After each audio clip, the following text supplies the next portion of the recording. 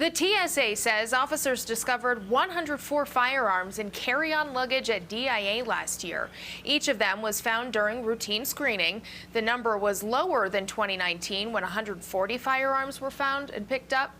Denver International is ranked 5th nationwide for such discoveries by TSA. Atlanta's airport tops the list with 220. Travelers who try to sneak a gun past security could face criminal fines.